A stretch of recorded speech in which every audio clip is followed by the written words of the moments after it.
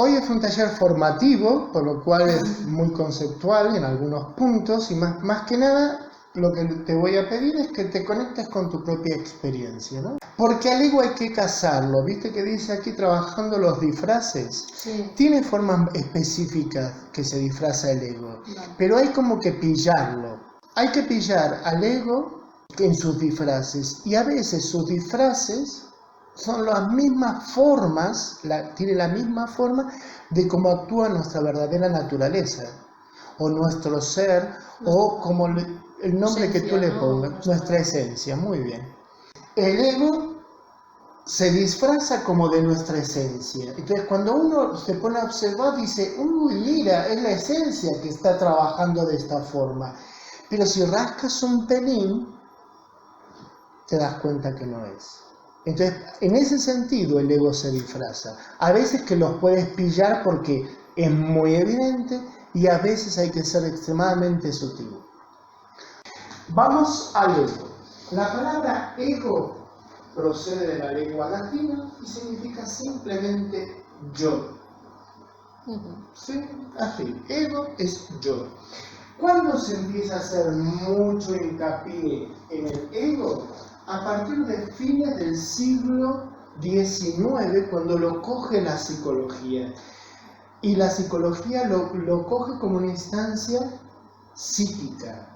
Esto significa cuando la psicología, Sigmund Freud, psicoanálisis básico, arma y dice, no, miren que en las enfermedades, ¿sí?, existen procesos de pensamiento y hay como unos sujetos dentro de cada uno de nosotros que interactúa de diferentes formas. Es como que nuestra cabeza se divide en varias partes y cada una de esas partes son vocecitas, ¿sí? Y cada una de esas partes tiene una función. Uno es el de normas, uno es el de lo que uno desea, ¿no? Del niño del placer que busca el placer, y el otro es lo que está en el armario, ¿no? La parte más inconsciente.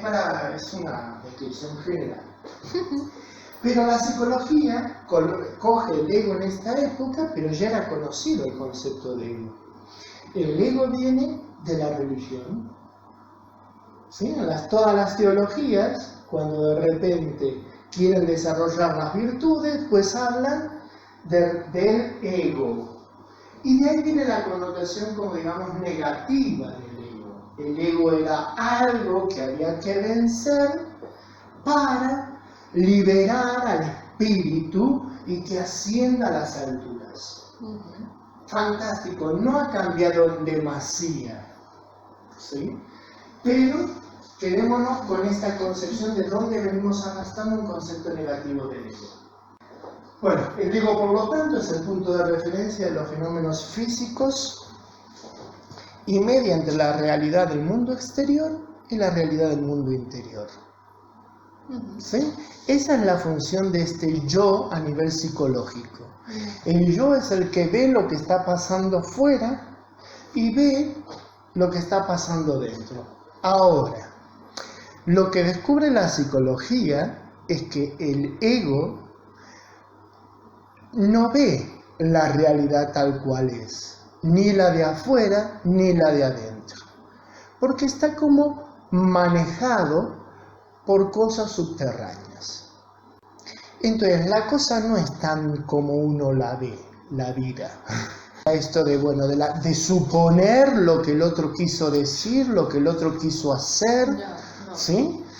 Eso evita ver cuál es la realidad, por ejemplo, ¿no? Entonces, es una de las formas del ego. Pues este iceberg, ya esto sí es un esquema psicológico, todo esto que dijimos que es el ego, el yo, ¿sí? Es esta parte que está aquí, la punta que está por encima, ¿sí?, del agua. Entonces el ego vendría a ser como el reservorio de lo que podríamos llegar a decir nuestra personalidad consciente. Lo que yo creo que soy, lo que yo creo que me pasa, lo que yo creo que pasa fuera. Entonces, lo que yo creo, ¿no? entorno y comportamiento, dice aquí. Pero este ego, como te dije antes, está como manipulado por cosas que están debajo del agua de este iceberg. Y esto es lo que descubre la psicología. Ahora, el crecimiento personal coge al ego, al yo psicológico, como algo positivo. Porque es verdad que es el reservorio consciente de nuestra personalidad, pero por ejemplo, nuestras habilidades y nuestros valores están ahí presentes, en este mismo ego. Acabas de hacer un listado de valores, de actitud, de habilidades, un listado de valores, habilidades y cualidades, que eso lo registra el ego. Entonces, cuando el ego funciona desde ese lugar, obviamente es un lugar positivo, es un ego positivo. O sea, es una parte de este ego que es positivo. Ahora, hay toda otra parte del ego que, claro, está manipulado por las capacidades, las creencias limitantes, valores, a veces están como escondidos, ¿no? Hoy tuviste una confusión entre lo que es altruismo y lo que es empatía. Cuando tengas claro, verás, ¿sí? Porque ahora por ahí ese concepto está aquí, medio como en la sombra. Cuando lo tengas claro, por ahí ese conocimiento de ti misma pasará más a la luz, a la parte de arriba del iceberg. Y básicamente eso es la psicología, ¿no? La psicología trabaja esta parte que está encima del agua, en este iceberg, para que cada vez sea mayor esa parte de conciencia de uno mismo. Y cada vez la parte que está debajo del agua sea menor. Esto es traer a la luz lo que está a la sombra. Lamentablemente, los seres humanos que funcionamos con la personalidad, digamos, como reactiva, ¿no? Con una personalidad, un ego que quiere responder siempre a lo que está afuera y controlar más que gestionar, y responder también a lo que está dentro y controlarlo, pues es muy limitado el verdadero conocimiento que tiene de sí mismo, ¿sí? Por eso tenemos problemas de atención. Bueno, en realidad estos problemas no los trae el no domesticar nuestra atención. ¿Cuánto nos cuesta hacer turismo interior? ¿Cuánto nos cuesta observar si lo que pensamos y lo que sentimos es correcto? Porque es más fácil de un estímulo pasar al otro. Y no pensar. Más que analizarlo es observarlo, porque analizar es un disfraz del ego. Uno analiza lo que quiere controlar. El análisis no es autoconocimiento. El todo es mayor que la suma de las partes. Entonces, el análisis, que es un pelín necesario a veces, no siempre te da la verdad de lo que está aconteciendo. La observación es otra cosa, es diferente. Yo no me analizo cómo actúo, yo no observo cómo actúo.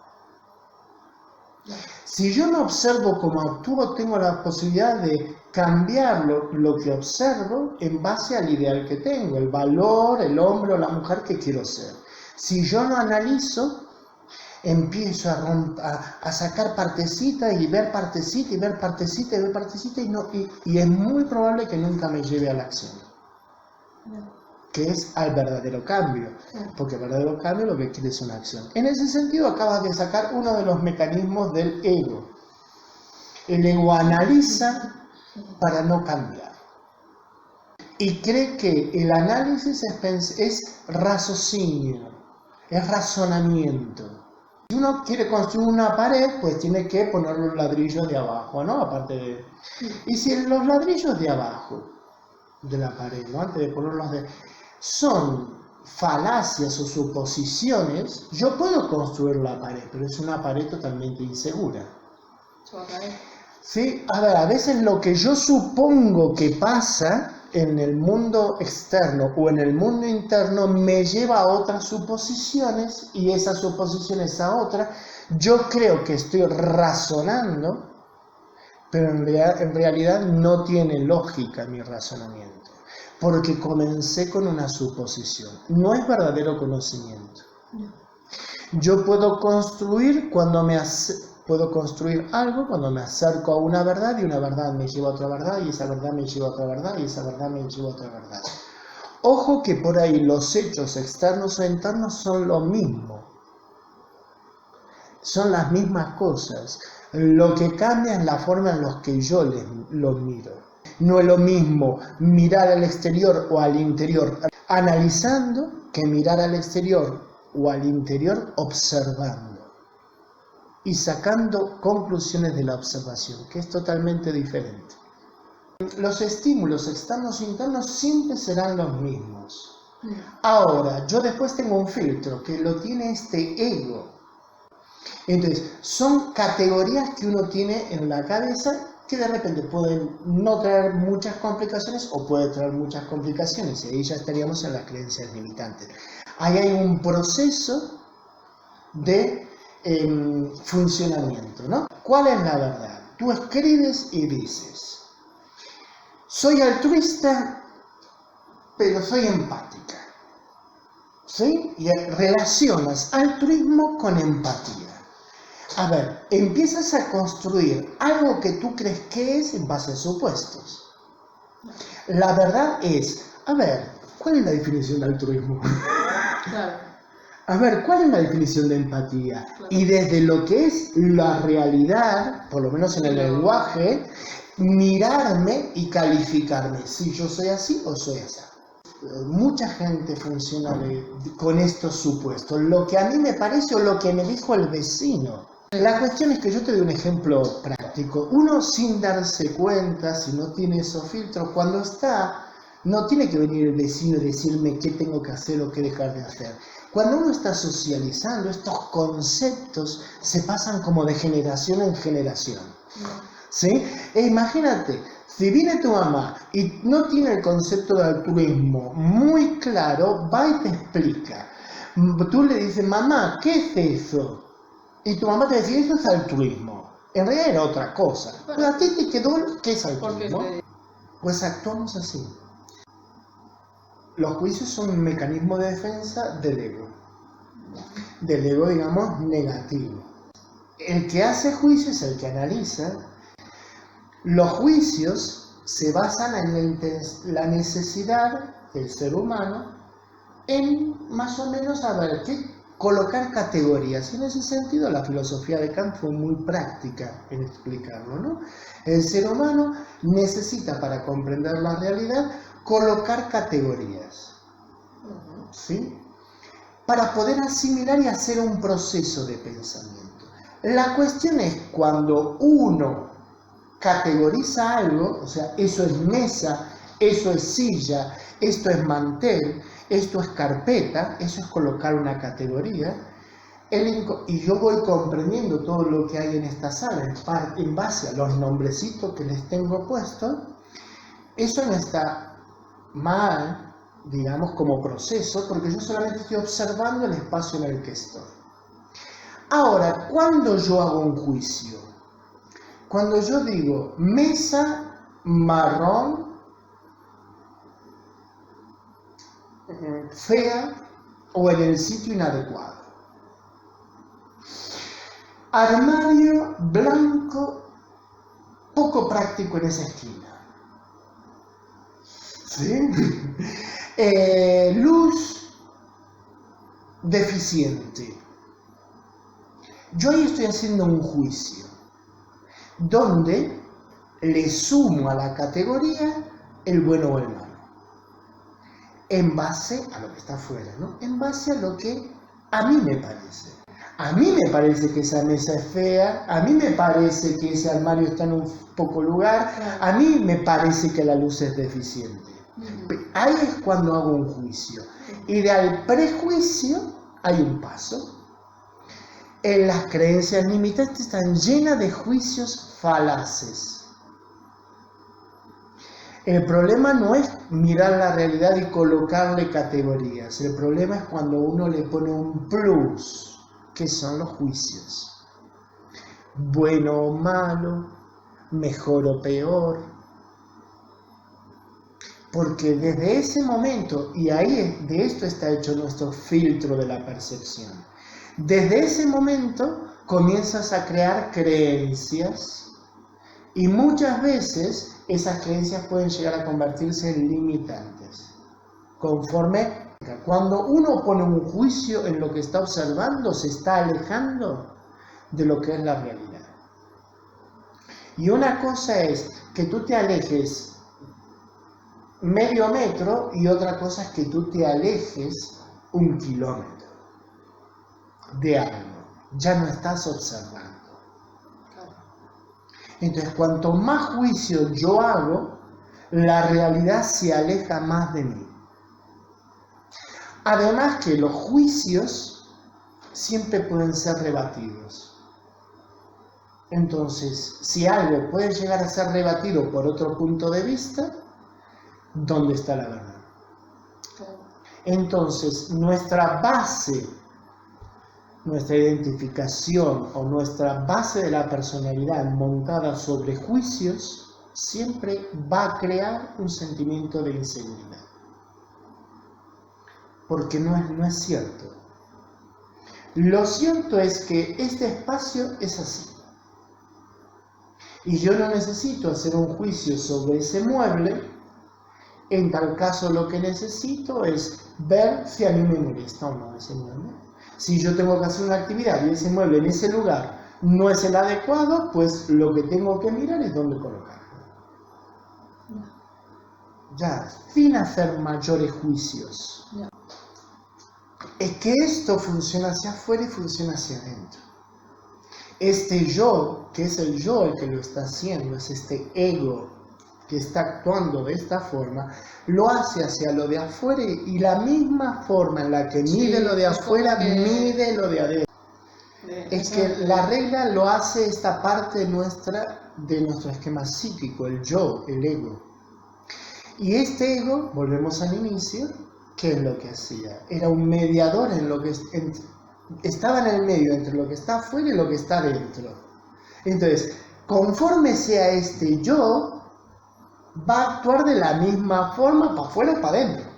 No tiene dos formas, bueno, para afuera voy a actuar de una forma y para adentro voy a actuar de otra. Yo que veo comportamientos de la gente, ¿sí? Veo comportamientos y hago juicio. Entonces, de repente, escucho que dice tal cosa y hago un juicio. Y digo, bueno, esto es para afuera, otro juicio. Y luego veo que hace una cosa y digo, pues no se aplica el cuento, es un juicio. No sabes en qué intensidad o no se está midiendo a sí mismo con la misma. La cuestión es, la vara cuando existe va tanto hacia afuera como hacia adentro.